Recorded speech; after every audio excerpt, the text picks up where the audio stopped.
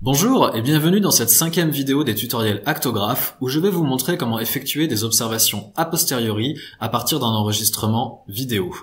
L'idée générale est tout simplement que vous êtes allé sur le terrain pour observer une activité donnée et que vous avez produit un film. À partir de là, vous souhaitez effectuer des observations, des relevés structurés à partir de ce film. Et pour ce faire, vous pouvez utiliser Actograph car la procédure est relativement simple. Je vais donc vous la décrire à l'aide d'une petite vidéo que j'ai créée de manière totalement artificielle. Cette vidéo représente simplement un élément, une forme géométrique changeante qui peut prendre en fait deux aspects de forme, carré ou disque, et qui se remplit avec différentes couleurs, 5 couleurs pour être précis, noir, vert, bleu, rouge et violet. Pour l'occasion, j'ai créé un petit protocole, que vous pouvez voir ici, qui contient donc deux catégories, sans surprise, forme et couleur, avec les deux formes et les 5 couleurs. Allons voir dans l'onglet Observation ce que cela donne au niveau du tableau de bord. Deux catégories, deux cadres, avec une série de boutons dans leur état par défaut, c'est-à-dire continu, interrupteur, de couleur noire et aucun relevé dans le tableau. Nous sommes donc parés pour une première observation à partir de la vidéo. Pour ce faire, pour démarrer, nous allons cliquer sur l'onglet Média ici, qui se situe donc dans Observation. Le fait de cliquer sur l'onglet Média permet au logiciel de passer en quelque sorte en mode média, comme vous pouvez le constater, et de nous proposer, sur la gauche, ici, vous pouvez voir, de lier une vidéo ou un fichier audio à la chronique sur laquelle nous sommes en train de travailler. Pour l'occasion, j'ai nommé notre chronique Protocole Forme. Je vais donc cliquer sur lier une vidéo, sélectionner une vidéo, donc dans mon cas, la vidéo s'appelle Shapes. Voilà, la vidéo est chargée, comme vous pouvez le constater ici en haut à droite, et je peux d'ores et déjà la lire. Donc un carré noir s'affiche, car comme je vous le disais, cette vidéo est artificielle et présente tout simplement des formes géométriques. Donc en l'occurrence un carré qui change de couleur et qui devient à présent un disque qui va lui-même changer de couleur. Voilà. Donc, ayant démarré la vidéo, j'ai généré par défaut des relevés. Le processus est similaire à lorsque l'on démarre une observation. Toutefois, comme nous sommes dans le cas d'une vidéo, nous pouvons démarrer, arrêter, revenir en arrière, changer de position. Ces relevés sont automatiquement remis en ordre à chaque fois que j'appuie sur Stop. Donc par exemple, si je choisis de me placer complètement arbitraire à 6 secondes et 142 millisecondes au niveau de la vidéo, que je démarre à nouveau la vidéo et que je fais des relevés vraiment arbitraire, voyez dans le tableau de relevé qu'ils se mettent à la suite, tout en bas, après le stop. Ils ne sont pas dans l'ordre, l'eurodatage que nous pouvons voir ici n'est pas cohérent. Maintenant, si j'appuie sur stop, comme vous le constatez, les relevés sont automatiquement remis dans l'ordre, le stop se retrouve à la fin, et les deux relevés que j'ai effectués au hasard, noir et vert, sont correctement positionnés.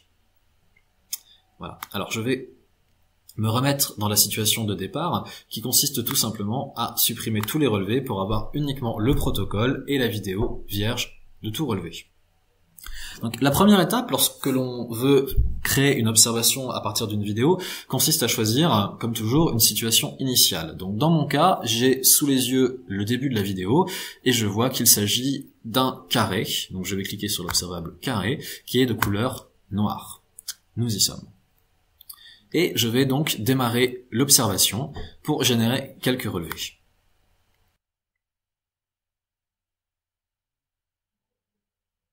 Ah, le carré a changé de couleur, il est devenu bleu, mais j'ai raté le moment du changement de couleur. Je vais donc revenir un peu en arrière, ralentir le défilement de la vidéo, et hop, me rapprocher du moment exact. Le moment donc où le carré noir devient bleu. Je fais pause et je peux tranquillement cliquer sur mon observable bleu. Remarquez que lorsque je clique sur un observable, cela ajoute une petite encoche au niveau de la barre de défilement qui est sous la vidéo. Ceci a pour vocation de vous permettre, du premier coup d'œil, en regardant la barre de défilement de la vidéo, d'identifier les passages où vous avez travaillé. Donc je vais continuer à faire défiler la vidéo pour arriver sur le second changement de couleur, qui était le passage du bleu au vert. Du bleu au vert. Voilà. Donc, je pourrais continuer comme ça. Maintenant, en pratique, lorsque l'on a une vidéo où énormément d'actions peuvent se dérouler sur un laps de temps très court, ou tout simplement lorsque la vidéo est très longue, ce qu'il est très pratique de faire, c'est se concentrer sur une seule catégorie, par exemple forme ou couleur, et de faire défiler une portion de la vidéo. C'est ce qu'on ferait par exemple le lundi matin, et le mardi matin, le lendemain, d'attaquer une seconde portion de la vidéo, et pourquoi pas avec une autre catégorie. Ce qu'il faut bien comprendre ici, c'est qu'il n'y a aucun problème au niveau du logiciel pour ce qui concerne d'éventuels retours en arrière. C'est-à-dire que là, à présent, si je clique à nouveau sur le départ de la vidéo, que je démarre les observations, vous allez voir que les différents observables vont s'enclencher et se déclencher d'eux-mêmes en fonction des données que j'ai déjà relevées.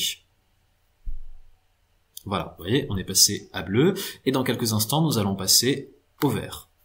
Donc il est tout à fait possible de travailler en plusieurs fois, de créer une chronique, de lier une vidéo, de faire un premier passage en se concentrant sur un premier type de relevé, et de recommencer, ainsi de suite, et ainsi de suite.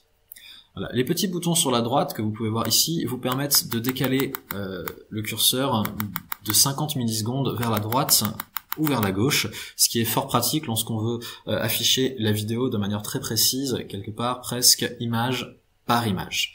Je vais appuyer sur Stop pour remettre les relevés que j'ai générés dans l'ordre, voilà, et vous montrer ce qui est également possible de faire dans le cas où l'on a un grand écran, ce qui n'est pas mon cas, mais imaginons, ou même plusieurs écrans. Il est possible de travailler en mode fenêtre détachée. Ceci permet, comme vous le constatez, de détacher les fenêtres à la fois de la vidéo sur la gauche et de prise de relevé, donc la fenêtre tableau de bord sur la droite, et d'avoir donc en toile de fond la fenêtre d'actographe. Alors à titre personnel, j'aime bien travailler avec trois fenêtres, une fenêtre vidéo que je mets sur la gauche, une fenêtre de prise de relevé que je mets grosso modo en plein milieu de mon écran, et une fenêtre principale d'actographe que j'ai tendance à mettre sur la droite, comme ceci. Mais vous êtes totalement libre de choisir la disposition qui vous est la plus confortable sur votre écran. J'ajoute que la taille de la vidéo, que vous pouvez voir ici sur la gauche, s'ajuste en fonction de la taille de la fenêtre. Voilà, donc vous avez vu comment générer des relevés à partir de vidéos, comment travailler en plusieurs passages, et également comment arranger les fenêtres pour que cela soit le plus confortable pour votre travail. Notez qu'il est également possible de travailler avec des fichiers audio, et que, bien sûr, tous les relevés générés avec ces vidéos vous permettent d'obtenir un graphe d'activité et les statistiques associées. Voilà, je vous remercie de votre attention.